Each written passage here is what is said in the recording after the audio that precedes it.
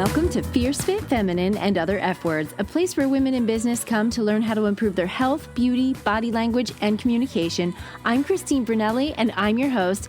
And today we're going to talk about the wow factor that certain businesses and service providers provide and what makes it so special and unique that makes us feel proud to do business with them and very honored to even be there, and whether or not we can implement that in our own business and work. Are you ready? Let's get started. I'm sure you've done a lot of business with places that have horrible customer experiences. There's always a joke about Department of Motor Vehicles or, certain grocery stores can have a poor reputation for throwing your produce when they're checking you out. There are all different experiences. In my own life, I know that I've been in places with my kids, for example. They're enrolled in certain programs and they don't do a good job at helping the parents kind of know what the next steps are. Not a good first impression. You don't like that. Nobody likes that. But then you have had an experience, I'm sure you have, where maybe you stepped into, I'll use a hotel as an example, a hotel lobby that is just beautiful. There's a door greeter. They open the door for you. The floor is so clean you could eat off of it. They greet you with formalities. It makes you stand a little taller. It's playing music that's not offensive to anyone in there. It makes everyone have their best behavior put on, right? It's just this atmosphere that makes you feel really special. Or maybe it is going shopping in a department store where they have someone playing a live piano player. I love that. I don't know. There's something about it where you're just browsing handbags and shoes and you hear somebody playing something that you know the words to it maybe, or it's recognizable. It feels special. You might not be spending $1, but it feels special. How about when you go into a doctor's office? If you've been with me any length of time on this podcast, you know that is one of my pet peeves. I am a chiropractor, and for years and years, I always thought I was going to be in healthcare offices, front offices, and help them change it, because I think doctors, dentists, hospitals do a terrible job at first impressions and helping people feel welcome. But that's not what I'm talking about. What I'm talking about right now is when you walk into some of those offices, you don't get a nice greeting. They might say hi. They might say sign in. Some of them, I know there are exceptions. So if you happen to work, own, or be part of an office where it's different, consider yourself blessed, because that's not the case in most places. But when you do have that experience where they say, "Hi, it's so good to see you. Go ahead and sign your name here. My name is Christine, and your name is..." "Oh, so nice to meet you, Anne. So I'm going to give you some paperwork. I'm going to have you fill that out. When you're all set, bring it back up, and I'll take a copy of your insurance card, and it should not be too long. The doctor's running on time today." You see what I mean? They go over the top to make her feel like, okay, I'm acknowledged. She used my name. She probably stood up and smiled. She gave me an overview of what to expect. She even told me if the doctor was on time, right? And wouldn't it be amazing if they said, "Hey, the doctor's running about, 15 to 20 minutes behind. If you want to go grab a latte, there's a coffee shop down the hall." Wouldn't that be amazing? They never do that, though. Hardly ever do they do that. But wouldn't it be great? Because then you know how to use your time instead of sitting there waiting and waiting and waiting and letting time go by. That is in the business world, not the medical world, but just in the business world. That's called the onboarding experience. A patient onboarding experience, a new coaching client onboarding experience, a new customer onboarding experience. When you go to, let's say, a finer department store and you buy a little pair of earrings and they don't have to be pure gold, but they'll wrap them beautifully in tissue, and then they'll put a little sticky tape with a logo of the store, right, to seal the tissue paper, and they put it in a beautiful little bag. You feel special. That's part of the client experience. That is onboarding. If that was your first experience with them, you would love that. You might not shop there all the time, but wow, did they give you a great experience? I just experienced a workshop that did this very thing. It was a 3-day workshop. It was incredible. It was all online. And instead of going to, I want to call it a conference, not a workshop. And now in the world we are in today, we live on Zoom. And instead of going to hotels, all of these conferences and workshops are offered virtually. And they're through Zoom or different portals. This one was on Zoom. And I had a check-in experience exactly like being in a hotel lobby. They had me check in live on Zoom for this conference. Then they gave me all of the information I needed to be able to enter the conference room so that, anybody can enter online normally, right? Not on this conference. They did it different. They handled it as if it was an online conference in a beautiful hotel, and they made me feel that way. And it made me think, wow, this is really stellar, top notch. Not a lot of people go that extra distance to make people feel very welcome and seen, and giving them like the 30,000 foot view of what's going to be happening in maybe the next hour or so. And I think it is key for businesses. If you are a service provider, a coach, a digital course creator, somewhere in the business world, and you're not providing this for your clients and your business people, I think you're giving them a missed opportunity. I think you have a chance to shine brighter, and it doesn't cost you anything. That's the best part. The onboarding experience isn't an expense financially. All it costs is some training of your team, or maybe it's you doing it yourself, but that's it. That's it. It's a low-cost service that you can provide, or a no-cost service that you provide, that gives them an experience that says, I want to work with them more. I want to be in this store more. I want to be in this hotel more. I want to work with this coach. I want to go to this physician, this dentist, this dermatologist, whatever it is. I want to work with them because you took the extra time, not the extra resources, not the extra money, I should say. Time is a resource, but not any extra money, the extra time to craft an onboarding experience that made them feel seen, welcome, understood, and special.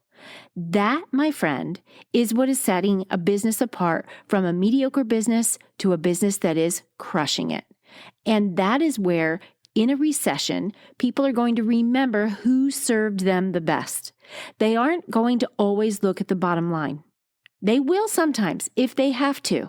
But let me tell you, as soon as they can, they're going to remember where they got the stellar service, and they're going to be loyal to you. And you know what else they're going to do? They're going to give you positive word of mouth advertising. Free! If there's anything we need as a brick and mortar business owner, I know for a fact we want word of mouth, positive word of mouth advertising. Because let me tell you the way it works in the brick and mortar world. If someone has a bad experience, how many people do they tell? 10 to 20. If they have a good experience, 1 to 2. So why not go over the top, overserve, over-deliver, and give them a consistent onboarding experience that makes them feel seen, heard, understood, and special so that they continue telling 1 to 2 people? That is where I think we are going to be able to stand out and stand strong and hold the line in this recession when now we've already had several tech companies lay off thousands of people. And now there's news and buzz here in Seattle that Amazon is rumored to lay off more people. We are going into this recession. We've all thought we were in it already. They haven't formally called it one. It is one. They're laying off people. People are losing their jobs. How are we going to set ourselves apart? We are going to over deliver, and we're going to start with a fantastic onboarding experience. And then the way you keep them is you continue that level of service. Your expertise is already delivering. You're already giving them a good product or service, but keeping that experience the same for them. So it's not just a wow first impression. That's like bait and switch. We're not talking about that. I'm talking about giving them that wow first impression, going over the top for their onboarding experience, and then continuing a thread of excellent customer service all the way through. That, my friend, is how we're going to stay strong, and we're going to ride this recession out in a way that we're going to come together when it's over, and we're going to celebrate because our businesses stayed strong. So how do we do it? Let's think about and break it down how you can do this for your business. First of all, if you have a website, I know websites kind of get the bad end of the deal right now because a lot of people will say you don't need one. You kind of do, because they'll check your social media and then they'll look to see if you have a website. They'll also look to see if you have LinkedIn, depending on what profession you're in. They're looking for your credibility. Your website does not have to be spectacular and gorgeous, but it should make them feel welcome, seen, heard, understood, and special.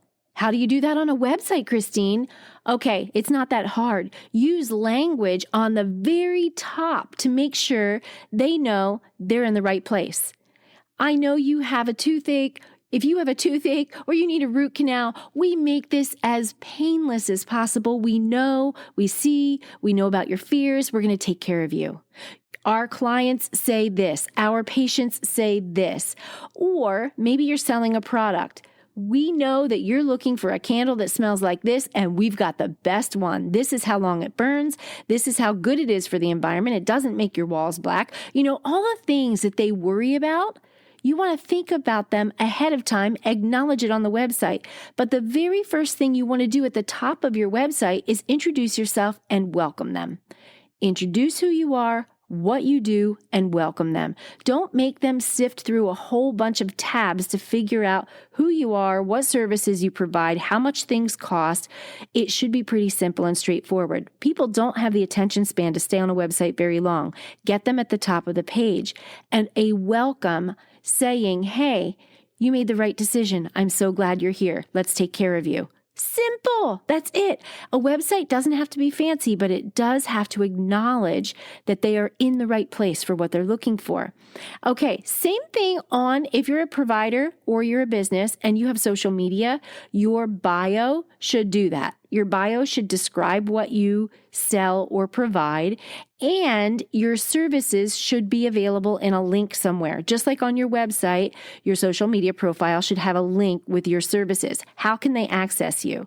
So let's combine both of these and talk about that, because let's say you are a store that is very expensive. I'm going to think of Chanel. I visited Chanel on Rodeo Drive in California a few years ago. And if you've never been in a Chanel store, a brick and mortar Chanel store, you don't know. I'll tell you. A pair of socks it's going to run you $100 or so, right? Socks, little socks, trouser socks, ladies socks, a scarf, crazy amount of money. A tiny little tank top is going to be a few $100s. They're not inexpensive. It is not inexpensive. So what can they do to help the person that wants to experience Chanel and not be too uppity, like you don't belong here? I'll tell you what this particular store did, because I was really impressed with how they handled it. They had little freebies on the counter, little Chanel freebie, like stickers or something. They were for children, but still they were like the Chanel logo. And this was a few years ago. I don't know if they still have it, but it was a little freebie at the register. that you could take if you wanted to. They also had other little impulse buys at the register that were under $100, and they still were expensive. I'm not going to lie, but they may have been a hair clip, one of the plastic little hair clips, and it may have had the Chanel logo on it, and they may have been $50. Well, hair clips, you can buy them at Walmart for $1.50 or $2. But if you want a Chanel one, you're going to pay for the logo, right? What my point is that they made it accessible. So if somebody really, really, really wanted something from their store and they couldn't afford it, they made it so that the customer could still walk out with something, right?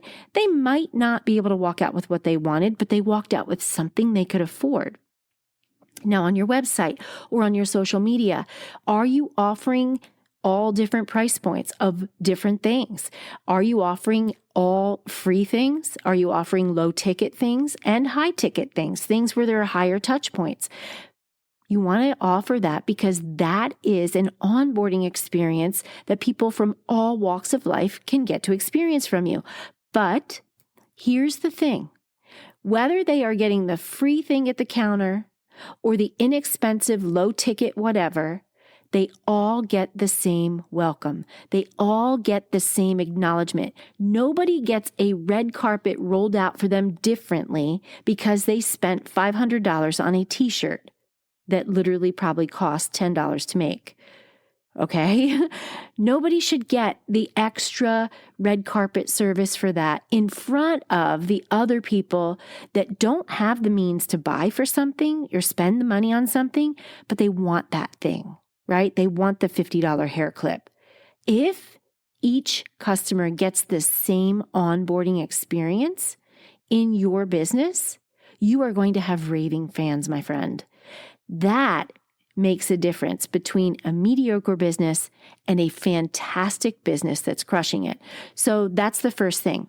Do you have a website and a social media profile or a LinkedIn profile that says what you are, who you are, what you do, and welcomes them, makes them feel at home on your page? And then do you have a menu of different services that you can offer at all different price points? Okay, well, I work in the healthcare field and insurance dictates what I do. I got you. I worked in that too, so I know.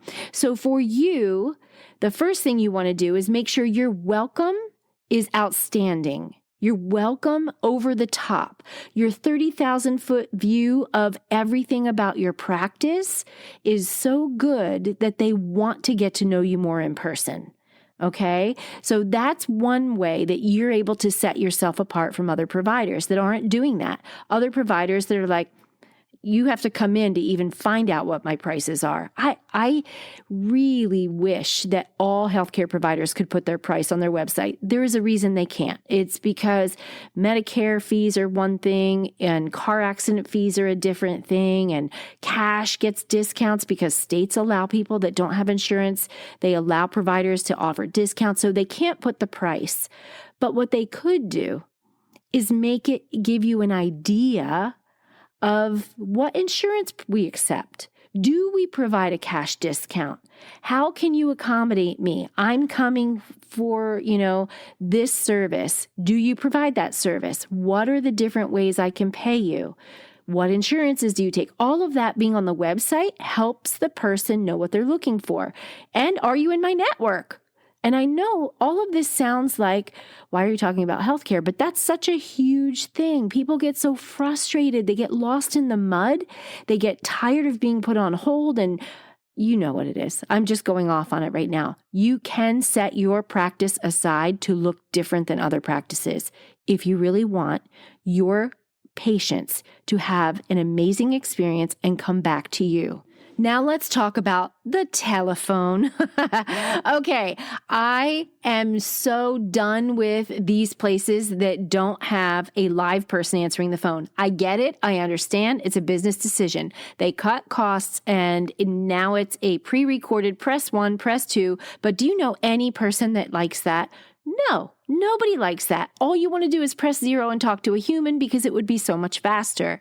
Well, in some instances, like if you're calling an airline, for example, or some big hotel chain, you might not be able to avoid that.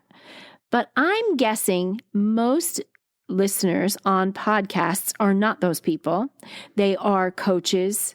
They are CEOs of companies where there's still human interaction, or they're healthcare providers or service providers like hairstylists, or they're actors and actresses trying to get ahead, whatever it is, but they're on a different scale.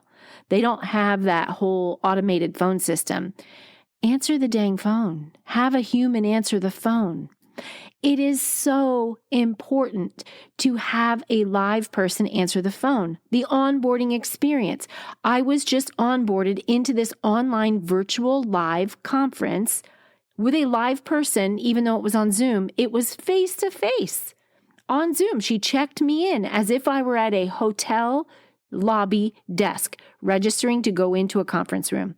And it made such an impression. That is why I'm doing this whole episode, because I thought, why are we all not treating our businesses this way? That business is not hurting at all. They grew during the pandemic. They are growing now, and it partially is because of their onboarding experience. So the telephone should be something that you can do. You should be accessible by voice to your people. I understand you prefer getting a text message. I get it, but picking up the phone to talk to someone is so rare today that it is almost the equivalent of getting a handwritten letter in your mailbox in snail mail. That is how rare it is. If you want to stand out, do something like that. If you want your business to stand out, do something like that. I don't know, if you don't want to offer your phone number, maybe you just make it a Zoom call. Maybe you make it an audio call through Zoom so you don't have to give your personal number out. I understand why you wouldn't want to, but some personal touch where they actually hear your voice and they can have a conversation with you, amazing. It's back in the day, it was normal. Today, it's not normal. So if you want to set your business apart in the onboarding experience, use your voice. Get on the phone or get on some type of Zoom call or audio call, audio only. If you don't want to be on camera, you can do that. And I know that it would make a huge difference for your clients, your patients, your customers. They would love it. Okay, so we've talked about your online presence, your website, your LinkedIn profile picture, your social media. We've talked about how you can have a welcome, acknowledging them either in your text and what you write on your website, or you have a welcome video. That would be amazing. People would love that. And then we talked about using the phone, and we talked about how you can welcome them in with your voice, right? Or if you are in a physical, like brick and mortar business where people can greet them and have a wonderful onboarding experience that way. Now let's talk about a little few extras you can add in if you're so inclined and you have the means to. But have you ever been anywhere like a resort hotel or a conference? It could be a conference where they give you swag bags. Have you ever been to a trade show where you get a swag bag, right? I did trade shows. For my beauty salon, I went and did bridal trade shows, and people were walking around with bags that the show provided when they checked in, and then they went to the different vendors and they collected mostly a bunch of paperwork, right? It's business cards, it's price sheets, it's that type of thing. But for whatever business you are in, what could be your little swag? What could it be? For your new person, your onboarding experience. And this is something I think would be really key differentiator for you from someone else. If you don't want to take it home on a plane, if it's something that you just don't care about, then don't put it in a swag bag. People don't want junk. People don't want fillers, right? I will never throw away a brand new journal. I might have 5 empty journals, but I love them. Give a girl a journal. She's going to be happy. Even if she doesn't use it now, she'll use it later. She'll keep it. I'm almost positive. Almost every single person wants that. Or, you can never go wrong with pens. Everybody always wants an extra pen. You always need one and you don't have one, right? So pens are not always throwaway. They're very inexpensive.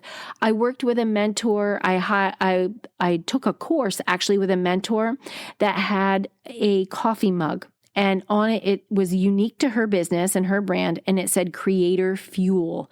Everybody was going crazy for these coffee mugs. And it didn't cost the person, any extra money to get that coffee mug. It cost her the money to have them made, printed, and shipped and delivered. And they loved it. It's just something so simple. The conference I just attended sent a complete branded box with a water bottle, a nice water bottle, not one of those plasticky cheap ones. It is like one of those stainless steel, big, you could probably fit a bottle of wine in it if you wanted to, water bottle. It is branded with their messaging on there. They sent things like I think it was one of those, what do you call it? The stylus that has the spongy end you can use on a phone. And they gave a journal with a pen. They had colored pencils because of what they were teaching. And if you wanted to use colored pencils to fill things in, they did a lot of things. None of it was junk. I wouldn't have thrown any of it away. It was all usable. And I thought to myself, wow, what can I offer in my business as I'm onboarding my new clients that would wow them? What could I offer them? Now, sometimes it's going to be just my phone call. It's going to be my acknowledgement. It's going to be my time. But if I'm moving into something where they're going to spend more time with me, let's say they hire me for 1 year where they're spending a little bit more money, I'm going to put some extra thought into that and make sure I pour back into them and give them a little something. And it's not going to be something that they're going to leave in a hotel, leave in an airport, not want to pack and bring home. I want it to be something they'll use, not junk. None of us want a keychain like the junky little plastic keychains with logos. Nobody wants those, right? But what could it be? Everybody loves the toothbrush. If you're a dentist, I just want to say we all love getting the new toothbrush when we go see you. So that's always fun, even if we just use it for travel. Don't quit that. We love it. But what else could it be? Maybe it's a scented candle. That seems so simple, but that could work for anybody. You could have it branded with your logo. Make it vanilla or peppermint. Make it soy so that it doesn't turn your walls black. Something small, like a teeny tiny little tin. How cool would that be? Something simple, branded, and something a lady would love.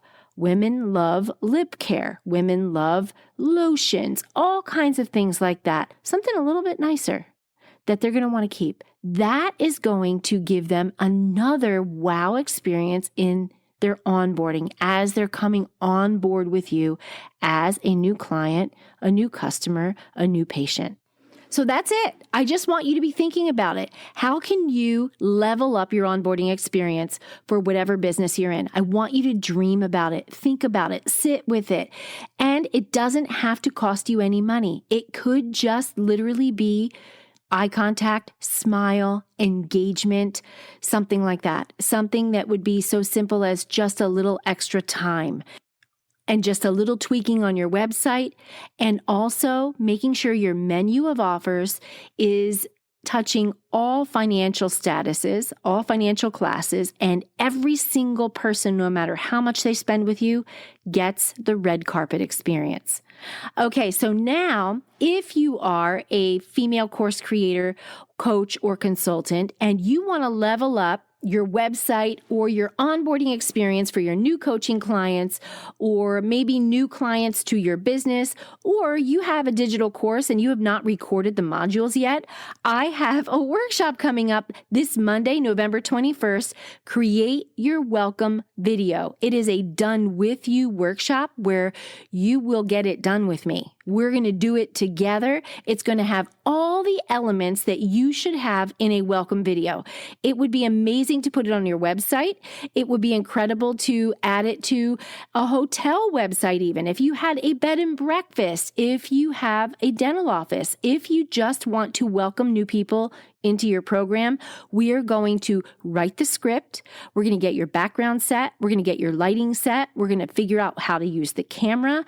And then we're going to record it. We're going to do it together. And at 4 p.m. Monday, November 21st, 2022, we are going to do it. And by 5:15 p.m. when we're done, you are going to have your welcome video. And you can put it wherever you want so that you can improve your client and customer and patient onboarding experience with a wow factor that other people aren't doing. So I would love to invite you to join me. The link to this workshop is in the show notes. All you have to do is fill out that link to register. I would be on Zoom with you face to face. We get to meet in person. If I haven't met you already, it's going to be so much fun. I would love to have you join me. And that, my friend, is it for this week's episode. I'll be back next week, same time, same place. Bye for now. I'm truly so honored that you spend this time with me every week. And I know you do because I just know you do. I hear from some of you. And it would mean so much to me if you would go to Apple Podcasts and hit the stars and give me a review. That is the best gift you could give any podcaster, but for me especially, to let me know that I am serving you in a way that helps you, and that will help me get more content out there that will serve you more. And you can always send me an email. I would love to hear from you. All right, my friend, until next week, have a fierce, fit, feminine, and fabulous day.